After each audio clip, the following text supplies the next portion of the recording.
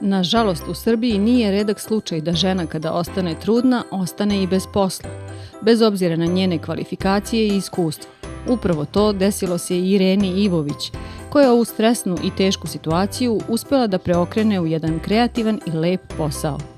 Ja se zovem Irena Ivović i po struci sam arhitekta interijera. Kad sam završila fakultet, promenila sam nekoliko firmi u Beogradu, radila kao arhitekta interijera, radila u prodaji, radila svašta nešto, sve u svemu sam bila aktivna.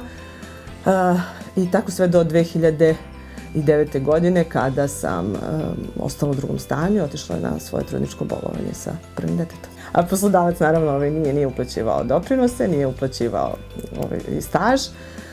Tako da se ja zapravo nisam vratila na taj posao, nego sam uradila ono što sam i pre toga planirala, rodila još jedno dete 2 godine posle toga i ostala kod kuće planirajući da kada mlađe dete poraste dovoljno da može neko drugi da ga čuva, ponovo krenem da tražim posao. I tako dolazite do... I tako dolazimo do ove priče. Pravljenje igračaka nije postojao kao jasan poslovni plan, ali se spontano uz majčinstvo nametnuo.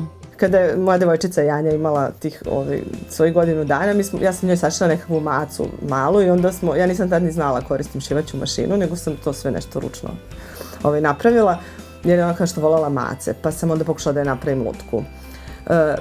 Znači, igrala sam se ja nešto sa svojim detetom i sa tom idejom već te neke 2011. Ali to još uvek nije bila neka, mislim, ja sam se još uvek nadala da ću se vratiti u interijer na neki način ili nekakvu proizvodnju nameštaja ili proizvodnju nekih sitnih predmeta od drveta.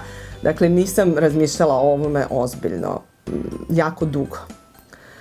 Onda sam, kad sam ostala trudna sa drugim detetom, naučila da koristim šivaću mašinu. I čak u tom nekom periodu kad sam učila imala sam one jutarnje mučnine, tako sam jedno vreme šivenje povezivala sa tom jutarnjom mučninom. Naravno, to je posle prošlo, hvala Bogu. Više nemam tu asocijaciju kad sednem za šivaću mašinu. I onda je to tako nekako krenulo. Ja sam u stvari prvo pravila poklone. Idemo na rođendan, sad ja nemam dovoljno para, kupim nešto fenomenalno što se meni sviđa, pa kao dobra, sad ću da napravim nešto unikatno, pa će to onda da ima neku svoju priču. I onda tako za Novu godinu isto, moja porodica mog muža ima mnogo dece, to je mnogo novogodišnjih poklona. Onda sam ja, s obzirom da nisam imala tad u to vreme nešto novca, a imala sam vremena, uglavnom pravila te novogodišnje poklone i to je tako pomalo krenulo se događa, sam krenula to da kačem naravno društvene mreže i ljudi su reagovali na to i tako je to polako krenula da se rađa neka ideja. I sve dok nisam se uhvatila u koštac pravljenja lutke, nisam shvatala koliko je to u stvari ogroman posao. Vi razmišljate o mnogo stvari, da li o njenom licu, o proporciji tela, o mnogo čemu i na kraju krajeva ona mora bude vaša. Mislim, ja sam želela da bude moja originalna lutka, nisam htjela skinem neki kroj sa interneta. Tako da vi tu stvarno morate negdje na kraju da utkate sebe i to je nešto što traje jako dugo. To se ne dogodi u mjesec dana, niti u godinu dana. A, na primjer, onda sljedeća neka lutka je bio meda. Medu jesam skinula kroj sa interneta, zato što sam htjela da to bude, i zamislila sam tako od nekakvog štofa. Prvi je bio crveno-beli karirani i moj sin ga još uvek nosa sa sobom. To je bio njegov meda kojeg sam pravila kad sam bila trudna s njim. Zamislila sam ga kao tog nekog vintage medu. Htjela sam da izgleda kao mede, ne znam, iz 50-ih i 40-ih godina, one su fotografija starih, tako da sam našla kroj za tog medu i pravila po tom kroju, ali opet u ovim nekim mojim kombinacijama. Maca je prvo bila jastuk. Čak nešto sad planiram da napravim nekakav mali video kao o tome kako je rasla maca, jer je neverovatno koliko puta se ta maca promenila. Prvo je bila jastuk, pa onda dobila ruke, noge, pa je onda imala prvo jako veliku glavu, pa se smanjivala glava, pa je raslo telo, pa mislim svašta nešto. Sad sam, ovo mi je posljednja u proporciji, smanjila sam joj opet glavu i opet sam joj malo produžila ruke i noge.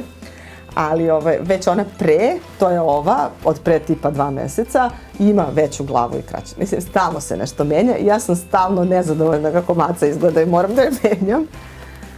Ali to su bile neke te prve lutke, mace, mede, lutka.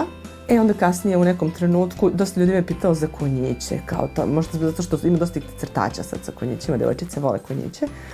Pa sam onda u jednom momentu napravila konjiće. I taj konjić je odmah se jako dobro, kako kažem, imala sam sjajnu reakciju na konjića, tako da sam ga zadržala kao vrlo bitnog. I nešto sam eksperimentisala sa tim kao lutkicama koje izgledaju poput jastuka, ali to nikad nešto nije dugo ostalo. Kit, riba, tako neke jednostavne forme. Lutkice dolaze uz razne neke detalje, neke imaju knjigu, neke imaju čamac, neke bicikli, neke kućne ljubimce, rezervnu garderobu. Dakle, u dogovoru sa poručiocima uvek gledam i to je fenomenalno zato što ljudi imaju more sjajnih ideja. I onda to bude onako uvek nekad ispadne neko zanimljivo druženje u inboxu sa potpuno nepoznatim ljudima, tako se svi ti smejemo i svašta nešto i napišemo onako što ljudi su zanimljivi. Ovo je jedan posao kroz koji sam otkrila da mogu da izvuče ono sjajno u ljudima, to mi se, i u ljudima koje srećem. Ljudi kad pričaju s vama o igračkama nekako se opuste drugačije. Pored ovog posla, Irena radi i kao nastavnik likovnog u Staroj Pazovi, a ovaj dodatni posao joj daje posebnu snagu. Uz majčinstvo su došle te dileme, šta i kako, i u svemu tome ja sam našla neko veliko zadovoljstvo praveći ove lutke. I onda odatle ta neka šala na sopstveni račun zapravo, mamini izmišljeni prijatelji, Mami's Imaginary Friends. Oni su moji drugari koji mi pomažu da prebrodim te razne muke kroz koje sam tad prolazila i neispavanost. Svi mladi roditelji znaju kako to izgleda i taj problem nemanja posla i sve ostalo. I onda ja kao zatvorim se, šijem, osjećam se dobro, družim se sa mojim igračkama i oni su moji izmišljeni prijatelji, jel? Danas se prodajom gotovo i ne može baviti bez oglašavanja na društvenim mrežama. Mislim da je to nešto što realno može da završi posao, ali naravno čovjek mora da zna šta radi. Ja još uvijek ne znam potpuno šta radim, ali sam upisala sad ovaj kurs digitalnog marketinga, pa se nadam da ću i to savladati.